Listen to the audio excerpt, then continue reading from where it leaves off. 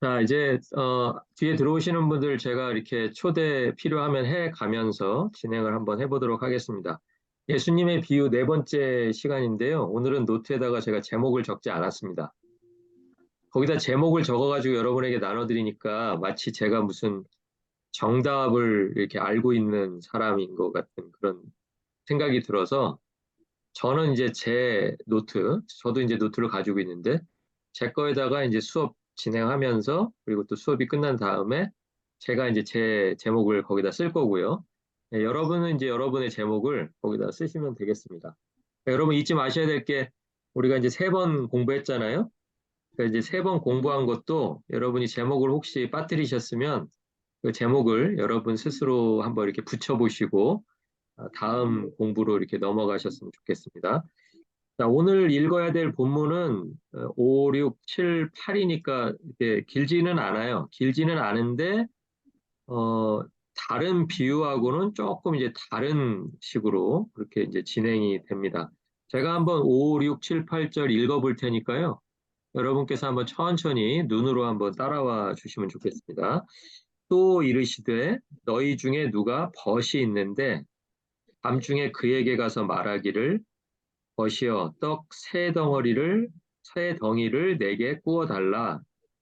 내 벗이 여행 중에 내게 왔으나 내가 먹일 것이 없노라 하면 그가 안에서 대답하여 이르되 나를 괴롭게 하지 말라. 문이 이미 닫혔고 아이들이 나와 함께 침실에 누웠으니 일어나 내게 줄 수 없노라 하겠느냐. 내가 너희에게 말하노니 비록 벗됨으로 인하여서는 일어나서 주지 아니할지라도 그 간청함을 인하여 일어나 그 요구대로 주리라. 자, 이렇게 이제 네 절입니다. 그러니까 내용은 길지가 않죠? 그리고 여러분 아마 한 번 이상 오늘 처음 보시는 분은 거의 없으실 거예요. 이 본문 자체를. 여러 번 뭐 하시고 또 일독하실 때도 아마 한 번 내지는 두 번 반복해서 읽으셨던 그런 구절인데 여기 이제 등장인물들이 몇 명이 나오죠? 예, 어떤 인물이냐면 이제 너희 중에 누가 벗이 있는데 그러니까 이제 그 벗이 있는 어떤 한 사람 A라고 한번 해봅시다. A라는 사람이 있고요. 그 다음에 그 사람이 이제 찾아갔던 친구, 그 사람을 이제 B라고 한번 해보겠습니다. 그러면은 6절에 나와 있는 내 벗이 여행 중에 내게 왔으나 할 때 그 내 벗은 A도 아니고 B도 아니죠. 그쵸? 이해하셨어요? 예. 지금 찾아간 사람이 A가 B를 찾아갔잖아요.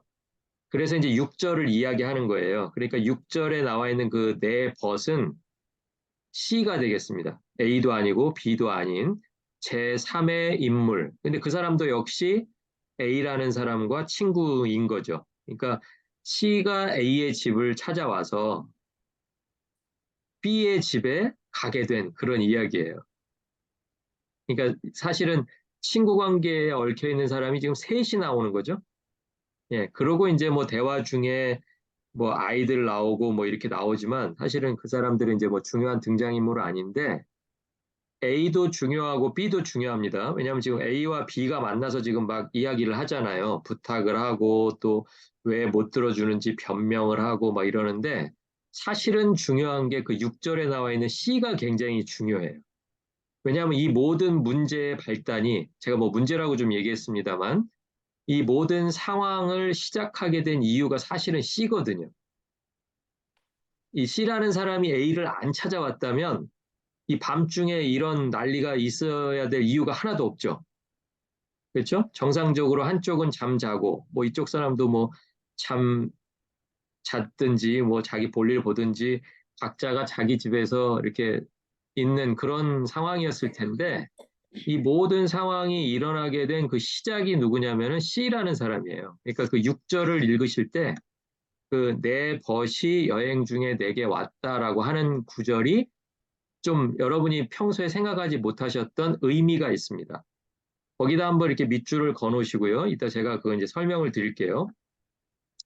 자, 우리가 이렇게 네 절을 읽었는데 이 네 절도 중요한데 네 절 바로 앞에는요. 지금 5절부터 8절 읽었잖아요. 11장에. 그러니까 11장에 1절부터 4절까지가 무슨 내용이 나오는지를 나중에 한번 이렇게 보시면 주기도문에 대한 내용이 나와요. 주기도문. 그러니까 요한의 제자들이 요한에게서 기도에 대한 교육을 이렇게 받고 있다는 이야기를 제자들이 들은 거예요. 예수님의 제자들이. 그 얘기를 듣고서 어느 날부턴가 자기들이 이렇게 보니까 요한의 제자들이 기도할 때마다 다 똑같이 기도하는 기도 형식과 내용이 있는 거예요.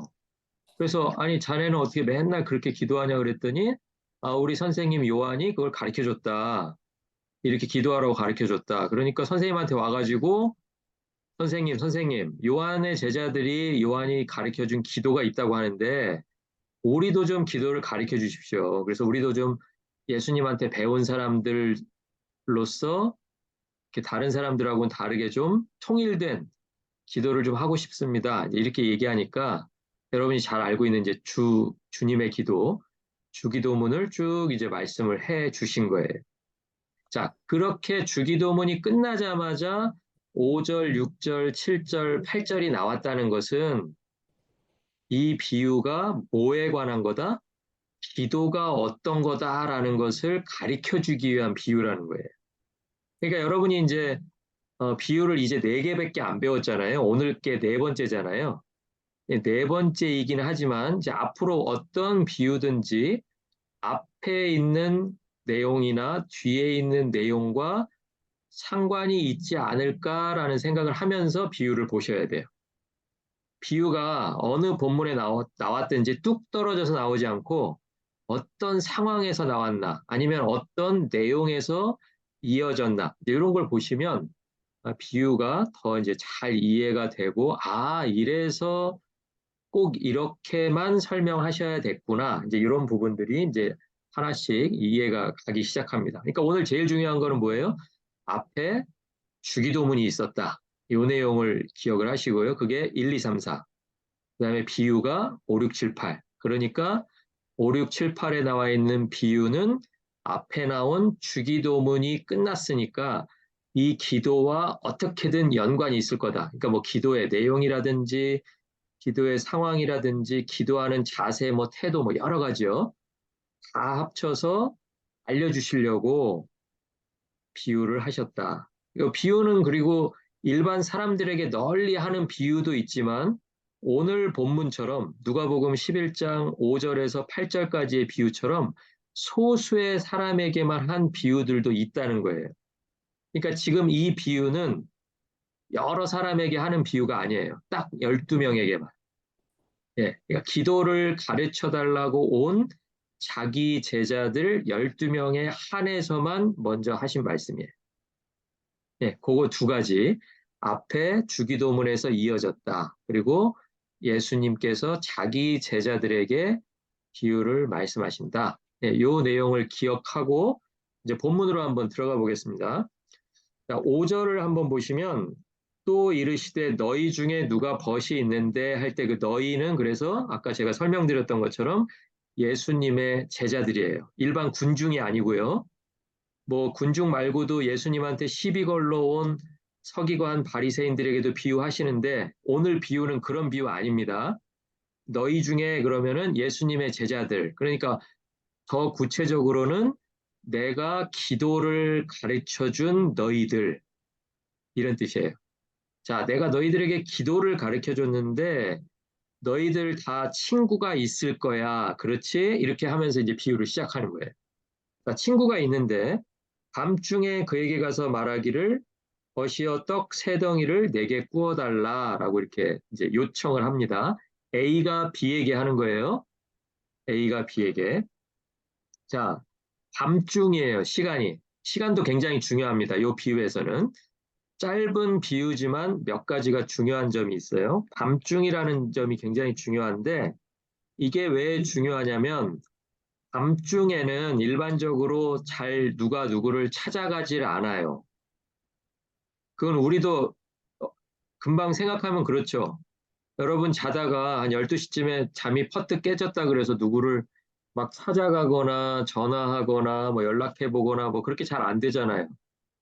보통 그럴 때 급한 일이 아니면 어떻게 한다 그래요? 내일 아침에 하지 뭐 이렇게 하고 그만둬요. 그렇죠? 그런데 이 사람은 꼭 찾아가야 될 이유가 있었던 거예요. 찾아가야 될 이유도 있었고, 또 한 가지는 밤중에라도 찾아갈 수 있는 사람이 바로 친구기 때문에 그런 거예요.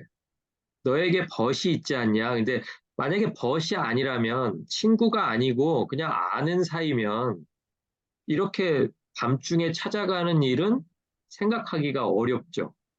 근데 이 사람은 밤중이지만 아, 내가 저 사람 찾아가면 저 사람이 내가 필요로 하는 거. 지금 이 사람은 뭐가 필요해요? 떡 세 덩어리가 필요한 거예요. 세 덩이. 그러니까 한 덩이는 지금 와가지고 이제 그 사람 먹을 거고요. 먹을 것만 필요한 게 아니라 두 덩이는 걸 왜 필요해요? 이 사람이 지금 나 자고 있을 때 온 거잖아요. 이 사람도 밤중에 온 거예요. 그렇죠? C에 대한 내용은 없지만 C가 예를 들어서 그날 아침에 왔는데 B라는 친구를 밤중에 찾아가는 사람은 없겠죠. 우리가 생각해보면 그렇잖아요. 낮에 왔는데 낮에 온 친구를 위해서 밤중에 한밤중에 다른 친구 B를 찾아가는 건 말이 안 되잖아요. 그렇죠? 그러니까 이 C라는 친구가 언제 온 거예요? 언제? C라는 친구도 A라는 친구를 밤중에 찾아온 거예요. 예, 그게 포인트예요. 그러니까 여행 중에 찾아온 C의 입장에서도 A를 친구라고 생각했기 때문에 내가 지금 시간은 밤중이지만 내가 친구 찾아가서 지금 지나가다가 여행 중인데 먹을 것도 떨어지고 해서 들렸어라고 하면 어떻게 할 거라는 걸 아는 거예요. 자기를 재워도 주고 먹여도 줄 거라는 것을 알기 때문에 찾아간 거예요. 맞죠? 그러니까 그 이야기를 또 전해 들었는데 마침 그때 나한테는 떡이 없는 거예요. 그러니까 잠은 재워줄 수 있지만 멀리서 온 친구니까 먹여서 보내야 될 거 아니에요. 자기가 먹으려고 세 덩이 달라는 게 아니에요. 이 사람 한 덩이 먹여서 배고프지 않게 해서 재우고 그 다음에 갈 때 또 빈손으로 보내면 안 되잖아요. 그러니까 하루치 양식 두 덩어리를 들려서 보내려니까 내가 없어서 그런 게 아니고 이 사람의 필요 때문에 새 덩어리를 달라고 하는 친구의 모습인 거예요.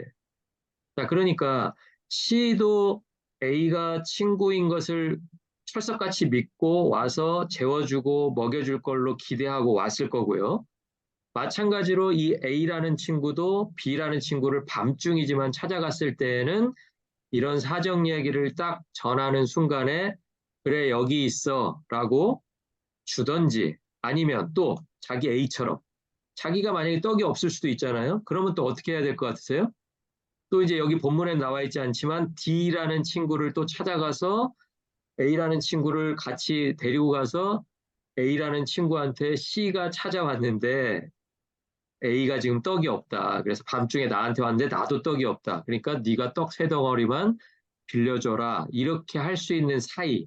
그런 사이가 뭐라는 거예요? 성경이 말하고 있는 친구 사이라는 거예요. 그러니까 친구가 내 요구대로 준다는 것을 어느 정도 예상하니까 이렇게 가는 거지. 줄지 말지 모를 때는 이렇게 갈 수가 없다는 거예요. 그렇죠? 아니면 최악의 경우에 아마 안 줄 거야라고 생각하면 그 밤중에 거기 가겠어요? 자기 혼자 결론 내려버리고 아마 안 줄 거야. 지금은 시간이 너무 늦었고 내가 저 사람이랑 그렇게 친밀하지가 않아.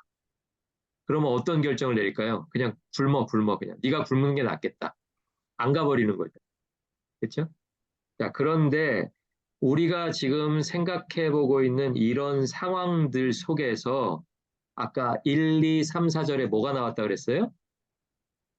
주의 기도, 주기도문이 나왔다 그랬잖아요. 기도를 가르쳐 주셨잖아요. 기도를 가르쳐 주신 그 기도, 이제 앞으로 우리가 해야 될 기도, 우리의 기도도 지금 비유 속에 나와 있는 그 친구들 A, B, C 사이에서 친구니까 굳게 믿고 밤중이지만 찾아가는 그 태도, 그 마음이 우리의 기도 안에서도 그렇지 않은가? 예, 이것을 생각해 보는 게 이 비유의 목적이라는 거예요. 그러니까 이 비유는 따로 5, 6, 7, 8절만 떼어놓고 봤을 때는 여기까지 생각을 못 하는 거죠. 그런데 그 앞에 주기도문이 나와 있다는 것을 계속 기억하면서 이 비유를 공부해 나가다 보면, 아, 이게 우리가 기도할 때, 기도하지 못하는 때가 없다는 걸 알게 되죠. 그죠? 밤중이 문제겠어요? 어느 때건 기도하는 때가 정해져 있지 않죠. 그죠? 예. 그리고 또 한 가지는 기도를 듣는 그 대상이 세상의 친구들도 이렇게 믿으면 찾아가서 당당하게 요구하는데 우리는 주기도문 맨 앞에 뭐라고 배웠어요? 예수님께서 그래 기도를 가르쳐 준다 그러면서 맨 처음에 하늘에 계신 우리 아버지, 예, 그분이 아버지인데 친구 사이에도 밤중에 찾아가서 뭐 맡겨놓은 거 달라 그러는 것처럼 야, 떡 세 덩어리 좀 빌려줘봐 이러는데 아버지라고 하는 사람에게 찾아가서는 주실까 안 주실까 아니면 안 줄 거야 이렇게 생각할 이유가 전혀 없다는 거죠. 그러니까 비유랑 자꾸 비교해서 보면 이렇기 때문에 너희들과 친구 사이에서 이런 경우들이 있지 않느냐. 친구들 사이에서도 믿으면 이렇게까지 하는데 아버지와 아들 관계로 맺어져 있는 너희와 하나님 사이에서 너희가 하나님 앞에 구하지 못할 이유가 하나도 없다. 그 얘기를 비유를 통해서 보여주고 싶은 거예요. 이해하셨죠? 예, 그러니까 이 비유는 우리의 기도가 어떤가를 생각해 보게 하는 것이 이제 이 비유의 목적이라는 거예요. 자, 그러니까 한번 계속 가볼게요. 6절에 보시면 이제 내 벗이 여행 중에 내게 왔으나 내가 먹일 것이 없노라. 아까 설명해 드렸습니다, 이미. 그 내 벗이라고 하는 것은 또 다른 친구예요. C라는 친구예요. 오늘 본문에는 자세하게 C에 대해서 나오지 않지만 또 한 명의 친구가 분명히 거기에 있어요. 그런데 그 친구 하나가 A라는 친구, 이제 제자들 중에 하나죠. 나를 찾아온 시간이 역시 밤중이라고 생각하는 것이 모든 면에서 자연스럽죠. 그렇죠? 그러니까 왜 밤중에도 불구하고 찾아왔을까를 생각해 보면 그것은 친구를 믿으니까 올 수 있었다. 이게 제일 올바른 대답이 될 거예요. 그러니까 너는 왜 아무 때고 그렇게 하나님한테 기도하느냐라고 누가 우리에게 묻는다면 그분이 우리 아버지니까. 이게 이제 우리의 대답이 돼야 되는 거죠. 너에게 필요한 것을 어떻게 그렇게 당당하게 줄 거라고 믿고 기도하는가? 이렇게 물어본다면 아버지와 자식 관계에서는 그 정도의 믿음이 있는 게 너무 당연하니까 자식이 달라고 할 때 주지 않을 부모가 어디 있냐고 예수님께서 이렇게 말씀하시잖아요. 예, 그러니까 주님이 가르쳐 주신 기도의 맨 첫 번째가 바로 하늘에 계신 우리 아버지여라고 했던 이유가 바로 그런 이유가 있었다라는 거예요. 자, 그러니까 C라는 친구는 나를 찾아오면서 제자인 나를 A라는 친구를 찾아오면서 이 친구는 나를 분명히 재워줄 거야. 그리고 먹여줄 거야. 이렇게 기대했기 때문에 그 친구가 왔을 거라는 거예요. 그리고 역시 그 기대는 빗나가지 않았고 우리의 기도가 하나님 앞에서 하나도 땅에 떨어지지 않는 것처럼 그 친구 A가 C의 기대대로 예상대로 그를 대접하려고 애를 써요. 그러니까 잠자는 건 해결이 돼요. 좁든 뭐 자리가 없든 어떻게든 만들어가지고 자 여기서 자 하루 자고 가 이렇게 할 수 있는데 마침 어떻게 된 거예요? 먹을 것이 없는 거예요. 먹일 것이 없는데 이 사람은 먹일 것은 없지만 뭐가 있어요? 친구가 있어요. 예, B라는 친구가 있어요. 그게 A의 믿을 구석인 거예요. 그러니까 우리의 기도를 한번 생각해 보면 우리에게 누군가를 먹일 것이 있을 때도 있지만 우리가 누군가에게 먹이고 입힐 것이 없을 때도 있죠. 없을 때도 있잖아요. 그런데 우리에겐 누가 있어요? 우리에게는 아버지가 있다. 예. 이걸 제일 잘 보여주는 사건이 뭐냐면 베드로와 요한이 기도하러 성전에 올라갈 때 매일 성전에서 구걸하는 사람들이 베드로와 요한을 이렇게 보고 있었어요. 그러니까 베드로와 요한이 뭐라 그래요? 금과 은은 나에게 없지만 이렇게 얘기해요. 그러니까 이 친구랑 지금 경우가 똑같은 경우예요. 친구가 찾아왔는데 거린이 나를 찾아왔는데 거지가 나를 쳐다보는데 내가 그 거지에게 줄 먹을 거, 입힐 거, 재울 거 이건 없을 수가 있는 거예요. 그렇지만 나에게는 뭐가 있어요? 나에게는 나를 도우시는, 나의 필요를 채워주시는, 또 나를 통해서 그 사람의 필요를 채우시겠다고 말씀하시는 하나님 아버지가 계신 거예요. 그래서 거기서 그렇게 말하는 거예요. 은과 금은 나에게 없지만 내게 있는 것으로 너에게 주노니 나사렛 예수 그리스도의 이름으로 일어나 걸으라 라고 얘기하잖아요. 그러니까 자기는 할 수 없는데 생각해 보니까 누가 있다는 거예요? 기도하라고 말씀하신 하나님 아버지가 계셔서 우리가 그 기도의 능력으로 지금 너에게 명한다. 이렇게 되는 거예요. 그러니까 이 비유 속에 굉장히 기도와 밀접한 내용들을 가지고 지금 대화가 계속해서 이어져 가고 있습니다. 다시 한번 여기서 우리의 기도도 그렇지 않은가? 그것을 한번 이제 생각해 보아야 되겠습니다. 자, 그런데 이 B라는 사람이 잘 보시면요. 7절에 그가 안에서 대답하여 이르되 나를 괴롭게 하지 말라 문이 이미 닫혔고 아이들이 나와 함께 침실에 누웠으니 일어나 내게 줄 수 없노라까지만 읽으면 이 사람 친구 같아요? 친구 아닌 것 같아요? 친구 아닌 것 같죠, 꼭. 예, 무늬만 친구. 예, 지금까지 친구인 줄 알았는데 이런 일이 있어 봐야 이제 진짜 친구인지 아닌지가 드러나는 거죠. 예, 예, 그렇다고 뭐 제가 이제 여러분 집 가서 오늘부터 이제 밤중에 뭐 한 명씩 두드려 볼 건 아닌데 이제 이런 일이 있어야 와, 이 사람이 진짜 친구였구나. 와, 얘는 친구인 줄 알았는데 친구 아니네. 이제 이런 게 되는 거예요. 근데 그거는 B가 너무 억울하죠. 자기도 친구인데 근데 이것은 뭐냐면 7절 맨 마지막에 뭐라고 끝나냐면 내게 줄 수 없노라 한 다음에 뒤에 뭐가 있어요? 하겠느냐라는 말이 있죠.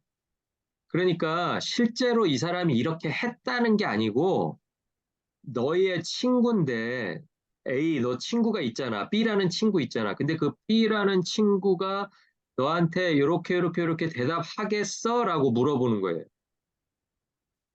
실제로 그렇게 했다는 게 아니고 만약에 그런 일이 가능하겠느냐라고 물어봐요. 그럼 여기는 이미 답이 정해져 있는 질문이죠.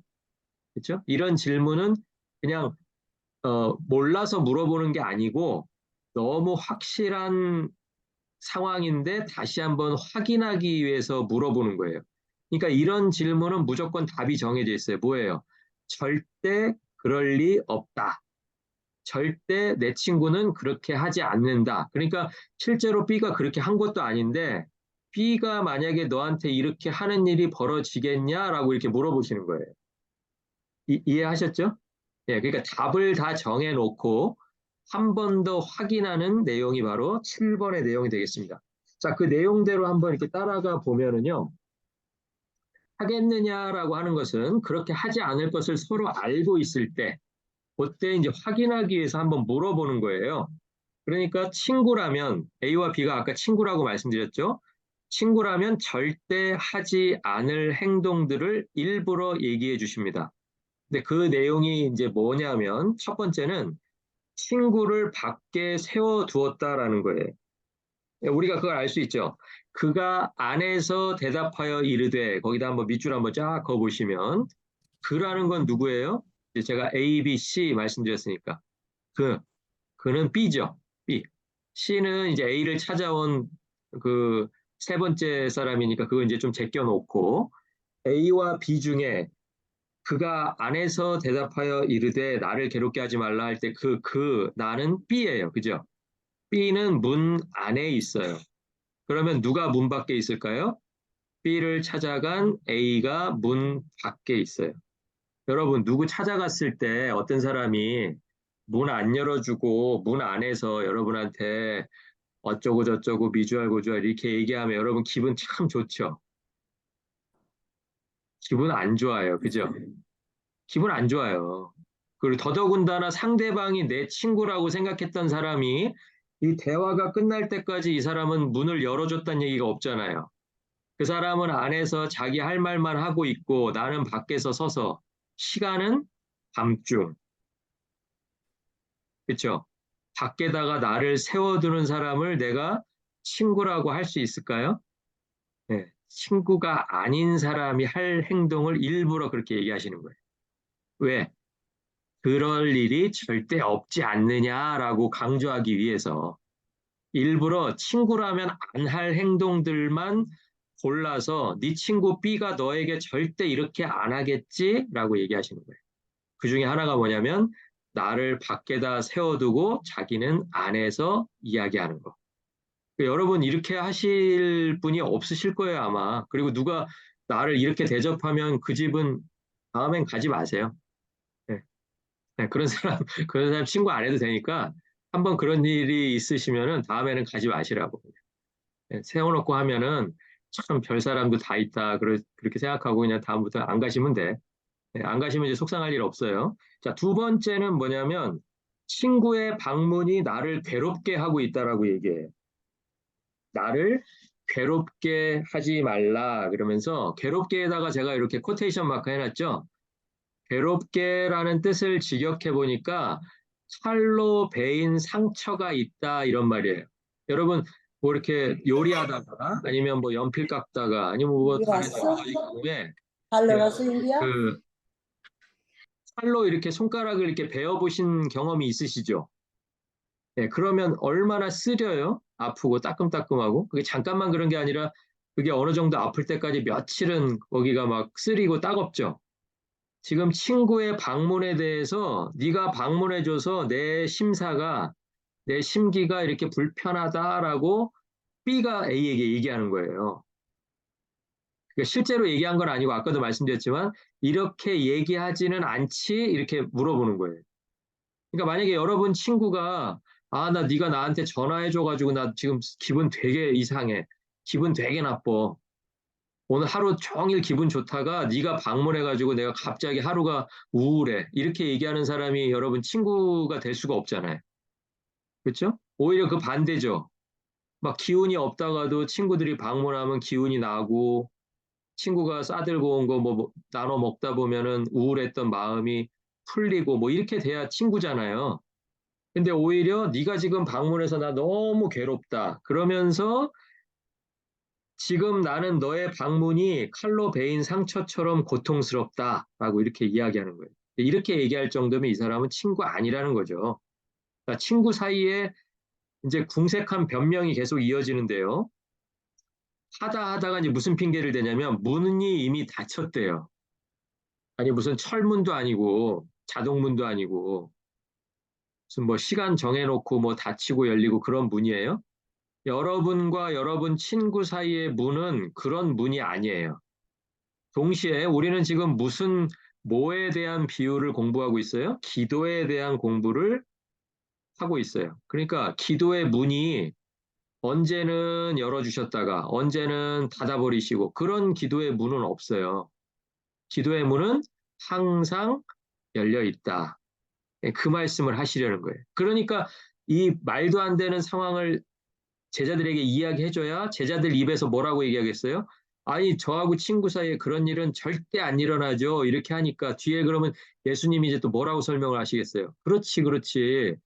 너희가 아버지에게 기도할 때도 절대 그런 일 일어나지 않아. 라고 지금 얘기하신다는 거예요. 이해가 되시죠? 그러니까 너희가 하나님 아버지께 엎드려 기도할 때 하나님이 어떤 이유를 들어서 아, 지금은 좀 어려운데, 지금은 좀 기도받기 곤란한데, 이렇게 말씀하시는 일은 절대 없다라는 것을 지금 비유를 통해서 말씀해 주시는 거예요.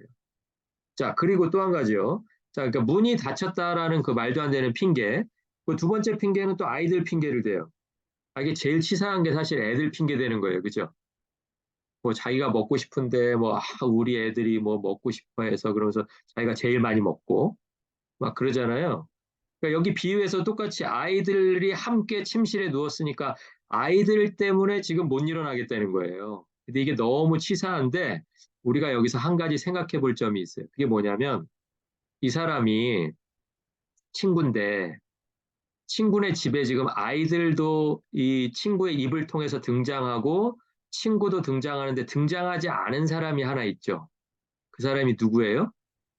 아내예요, 아내. 아내가 분명히 있었을 거예요.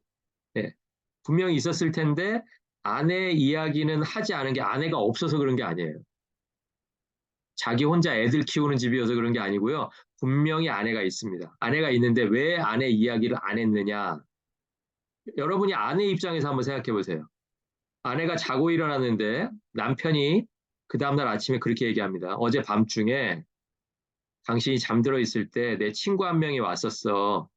그래가지고 친구가 떡을 달라 그러더라고. 그래가지고 내가 일어나기 귀찮아가지고 아유, 지금 우리 아내가 잠들어 있어서 내가 못 나가. 그렇게 얘기하고 그냥 돌려보냈어. 나 잘했지. 이러면 여러분 뭐라 그러시겠어요? 그 사람이 멍청한 짓 한 걸로 인해서 누구 명예가 훼손이 됐어요? 누구? 아내. 그렇죠. 예, 그거예요. 바로. 그러니까 이 바보 같으니까 물론 실제로 바보 짓을 한 건 아니에요. 아까도 말씀드렸지만 그렇게 하지 않지 않느냐라고 해서 이 상황을 만든 건데 아무리 그런 상황에도 아내를 언급하지 않는 데는 모두가 다 공감하는 이유가 있어요. 아내의 명예를 실추시켜 가면서까지 핑계를 대지는 않는다라는 거예요. 그러니까 사실은 되게 나쁜 사람이죠. 아내의 명예는 중요하고 아이들의 명예는 중요하지 않아요. 근데 이 시대가 그런 시대였을 거예요, 아마. 아이들은 그냥 내가 그냥 써먹고 싶은 대로 이런 용도로도 써먹고 저런 용도로도 써먹고. 그런데 또 하나님은 그 아이들을 사랑하시니까, 예수님은 또 그 아이들을 사랑하시니까 아이들이 내게 오는 것을 금지하지 말라고 하시고, 아이들처럼 되지 않으면 천국에 들어갈 수 없다고 그렇게 말씀하시잖아요. 그러니까 이 바보 같은 친구인데 그 친구마저도 지켜줘야 할 아내의 명예는 있었다라는 거예요. 자, 그러니까 이제 우리가 여기서 중요하게 생각해야 되는 거 하나가 뭐냐면 명예라는 거예요. 명예. 왜 명예가 중요하냐면 명예를 중요하게 생각하는 사회에서는 지금 7절에서 말하는 그런 상황들이 잘 벌어지지가 않습니다. 자, 왜 안 벌어지냐면 그냥 내가 개인적으로 거절을 하고 이 사람은 그냥 빈손으로 가서 굶고 어차피 C라는 친구는 여행 중이니까 A라는 친구 집에 그렇게 오래 있지는 않겠죠? 하루나 이틀 있다가 또 자기 갈 길 갈 거 아니에요. 그럼 이제 C는 또 없어지고 이야기에서 빠지고 또 이제 A와 B가 이제 또 자기 일상을 살아가고 자, 이렇게 될 텐데 거기서 중요한 거 하나가 뭐냐면 이 공동체 안에서 그날 밤에 B가 A에게 어떻게 대접했는지는 금방 알려지는 그런 공동체라는 거예요. 그런 사회였다라는 거예요. 그게 C의 입을 통해서든 A의 입을 통해서든 어쨌든 지금 전해줄 수 있는 확률은 얼마든지 있잖아요. 그러니까 나중에 8절에 보니까 뭐라 그래요? 8절에 내가 너희에게 말하노니 비록 벗됨으로 인하여서는 저 사람하고 나하고 친구인데 내가 이렇게 해줘야지 혹시 안 그럴 수도 있다라는 거예요. 자다가 일어나서 자기가 좀 그러고 싶지 않은 마음에 안 그러고 싶다가도 이 사람이 딱 정신을 어디에서 차리게 되냐면 아, 그렇지. 내가 정말 우정이어서 친구여서 주지는 않더라도 내가 이것을 만약에 안 주었다가는 내일 아침에 어떻게 되겠어요? 그 다음날 친구를 밖에다 세워두었다는 이야기며 또 결국에는 아이들 핑계 대면서 떡 안 줬다는 얘기가 온 마을에 다 퍼질 거 아니에요. 그러면 누구 명예가 바닥으로 가요? 자기 명예, 자기 아내 명예, 아이들 명예는 어제 저녁에 다 떨어졌고요. 그렇죠? 아버지가 자고 있는 아이들 명예를 다 팔아먹었잖아요. 우리 애들 때문에 나는 진짜 주고 싶었는데 우리 애들 때문에 우리 애들이 예민해서 자다가 한번 일어나면 잠이 못 들어. 그래가지고 우리 애들 때문에 못 줘. 이랬다는 거예요. 그러니까 그 소식이 온 마을에 다 퍼지게 되면 안 되잖아요. 그렇죠? 그러니까 우정 때문이 아니더라도 그 친구는 어쨌든 일어나서 줄 수밖에 없다라고 이야기하는 거예요. 왜? 그 B라는 친구든 A라는 친구든 그 공동체 안에 있는 그 친구라는 이름이면 그 친구들 사이에 지켜야 되는 그 신이 예? 믿음의 행동 그리고 또 그 믿음의 행동을 통해서 내가 지킬 수 있는 나의 명예, 우리 가족의 명예라는 게 있다는 거예요. 예, 이해하셨죠? 자, 그런데 이제 우리는 다시 이제 똑같은 질문 또 드립니다. 이 비유는 뭐에 대한 비유라 그랬어요? 1절부터 4절에 나와 있는 주기도문에 대한 기도에 대한 비유라고 말씀드렸습니다. 자, 그러면 기도할 때 중요하게 생각해야 될 누군가의 명예가 있다라는 거예요. 기도 안에서 지켜져야 할 누군가의 명예가 있는데 그 누군가가 누구예요? 그게 바로 아버지, 하나님의 명예라는 거예요. 그러니까 하나님의 명예 지키시려고 하나님이 어떻게 하세요? 기도에 응답하신다. 기도를 들으신다. 그리고 아까 이사야 48장에서 저희가 읽었던 것처럼 하나님이 하시고자 하는 심판, 하나님이 하시고자 하는 진멸도 때로는 늦추시고 멈추시고 다 진멸하지 않으시고 또 누군가를 남겨서 하나님의 약속 이루어 가시는 우리 아버지시다. 이것을 이제 오늘 본문 비유를 통해서 우리가 알 수가 있는 것입니다. 자, 그러니까 이제 마지막 8절에 그 내용이 나오죠. 우정 때문에 일어나서 주는 것이 아니어도 일어나서 줄 수밖에 없는 이유가 바로 그 명예 때문이라는 거예요.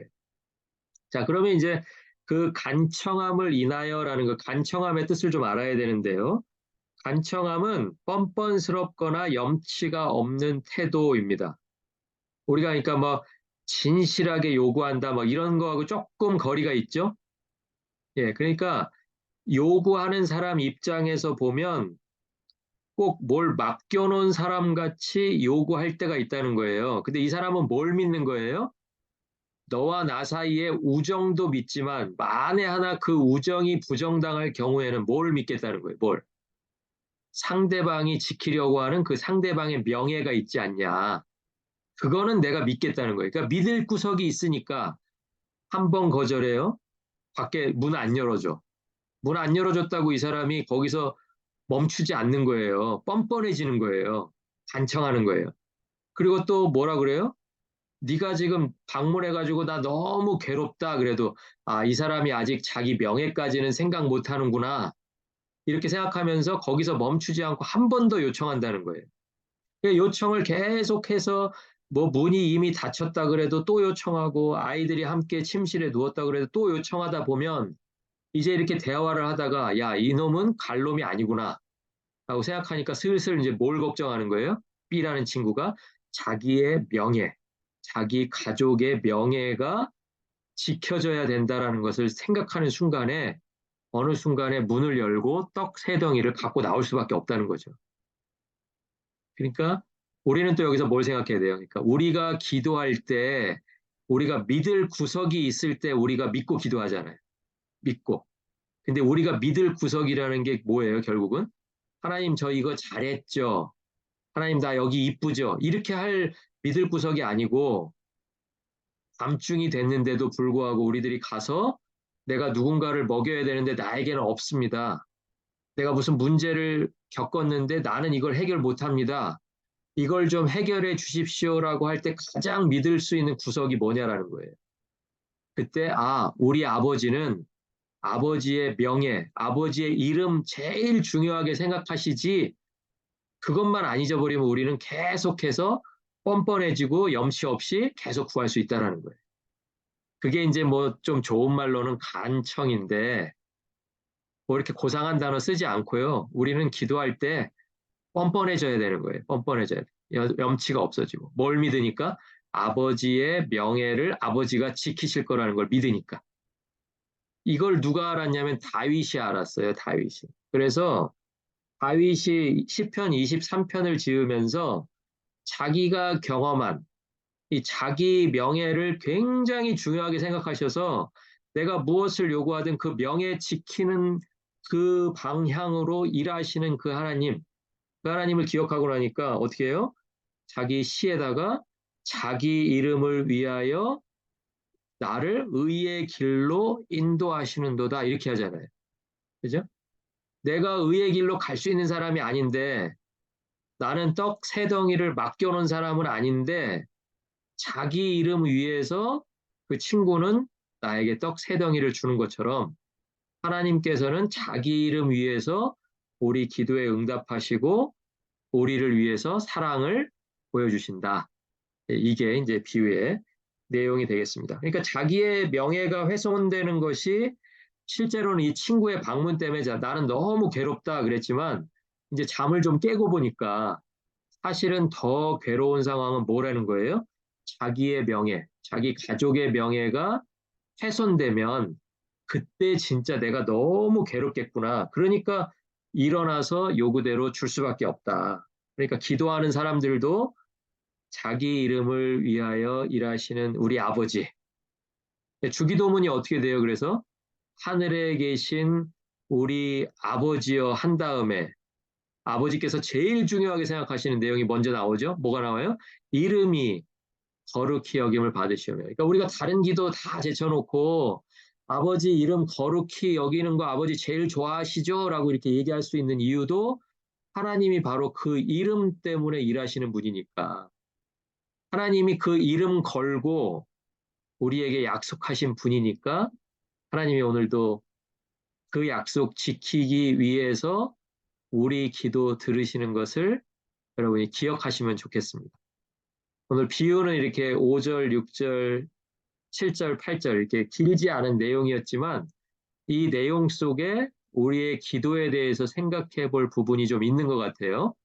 그리고 그 앞에 나와 있는 주기도문 1절부터 4절까지의 내용도 이 비유를 다시 한번 살펴보실 때 꼭 한번 다시 같이 한번 읽어보시기를 권해드리고요. 오늘 공부 이제 여기서 마치고 다음 주 목요일 날 또 다섯 번째 예수님의 비유 준비해서 여러분하고 같이 또 찾아뵙도록 하겠습니다. 오늘 공부하느라고 수고 많으셨습니다. 감사합니다. 네, 감사합니다. 감사합니다. 입니다.